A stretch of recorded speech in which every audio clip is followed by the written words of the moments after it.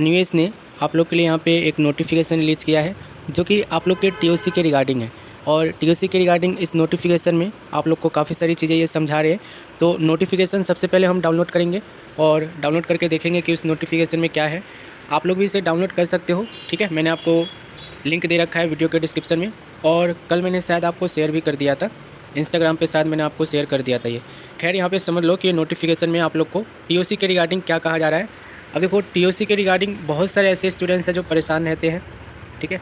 TOC के regarding सबसे ज़्यादा प्रॉब्लम जो आती है ना स्टूडेंट्स को, जो सीबीएसई के होते हैं, जो स्टेट बोर्ड से होते हैं, कंपार्टमेंट वाले जो टीओसी लेते हैं, उनको सबसे ज़्यादा प्रॉब्लम आती है।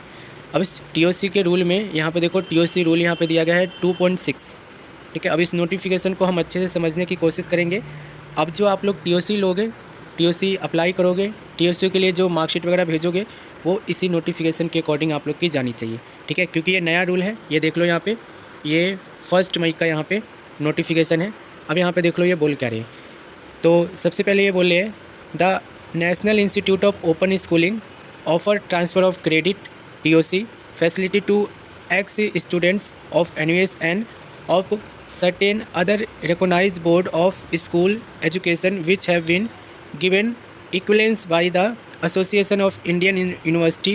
The faculty of TOC facility of TOC is given in all the 4 stream, first, second, third and fourth, under which admission are made in NUS.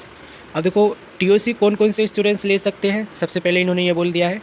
तो NUS के एक्स स्टूडेंट या फिर कोई भी बोर्ड का स्टूडेंट्स जो ओपन बोर्ड से कर रहा है, सीबीएसई से कर रहा है, स्टेट बोर्ड से कर रहा है, किसी भी तरीके के बोर्ड से कर रहा है, वो सभी स्टूडेंट्स टीओसी के लिए एलिजिबल है, टीओसी के लिए अप्लाई कर सकते हैं। एक चीज़ और ये बोल रहे हैं यहाँ पे, एनयूएस में देखो स्ट्रीम 1 का एडमिशन होता है, स्ट्रीम 2 का एडमिशन होता है, स्ट्रीम 3 का एडमिशन होता है, स्ट्रीम 4 का एडमिशन होता है। जिस भी आप स्ट्रीम में एडमिशन ले रहे हो, सब में आप लोग को ये बोला गया है कि टीओसी आप लोग अप्लाई कर सकते हो। चाहे स्ट्रीम 1 के लिए करो, चाहे स्ट्रीम 2 के लिए करो, 3 के लिए करो, 4 के लिए करो, टीओसी हर जगह आप लोग को ऑप्शन मिलेगा, आप लोग अप्लाई कर सकते हो।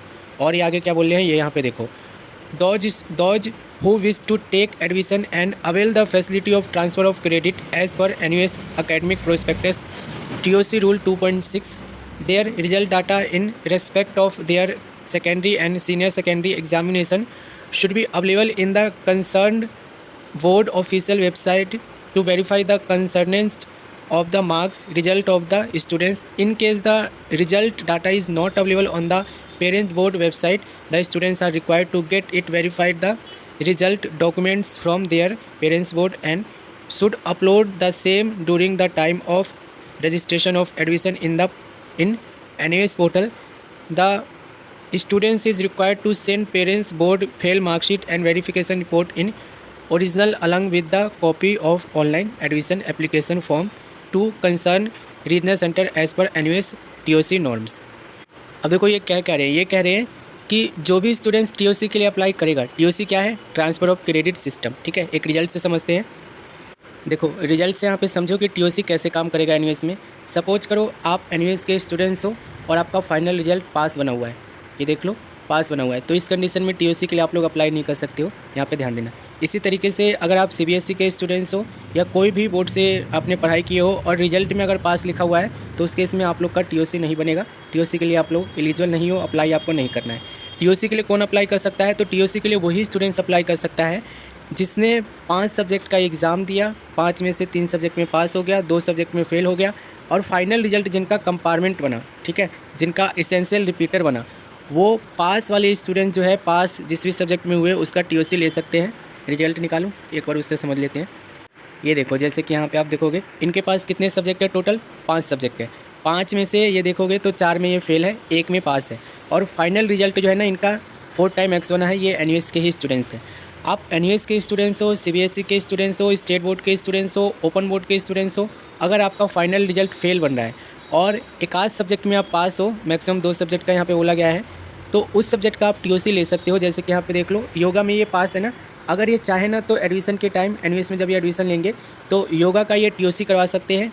ये योगा का मार्क्स जो है ना इनका 51, ये उठ के सीधा एनयूएस के दूसरे वाले मार्कशीट पे चला जाएगा, या जो भी नया इनको मार्कशीट मिलेगा उस पर, और योगा का इनको एग्ज़ाम भी नहीं देना होगा। ये होता है टीओसी। अब देखो नोटिफिकेशन में ये कह क्या रहे हैं, ये NUS academic prospectus TOC rule 2.6 में ये यही बोलने की कोशिश कर रहे हैं कि जो भी स्टूडेंट्स अप्लाई करेगा टीओसी के लिए, उनका जो मार्कशीट है ना वो ऑनलाइन वेबसाइट पे शो होना चाहिए।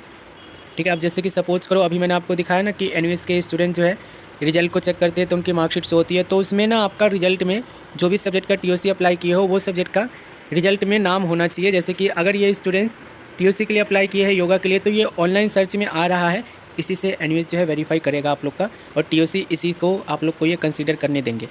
और ये बोल रहे हैं कि अगर आपका ऑनलाइन, जैसे कि देखो सीबीएसई के स्टूडेंट्स हो या स्टेट बोर्ड के स्टूडेंट्स हो, अगर आपका मार्कशीट ऑनलाइन वेबसाइट पे अवेलेबल नहीं है आपके बोर्ड के वेबसाइट पे, तो उस केस में इन्होंने बोला है कि पहले आप लोग वेरिफिकेशन करवाओगे अपना रिजल्ट का, ठीक है, अपने बोर्ड से जाकर, फिर उसके बाद हमें अपनी फेल मार्कशीट के साथ वो वेरिफिकेशन वाला जो नोटिस है वो आप लोग को लेकर हमारे पास आना होगा और हमें जमा कराना होगा। ये किनको बोला गया है? ये उनको बोला गया है जिनका रिजल्ट ऑनलाइन अपडेट नहीं है। ठीक है, ऑनलाइन अपडेट नहीं हुआ ना तो फिर दिक्कत होगा ही आपको, इस चीज़ को ध्यान रखना।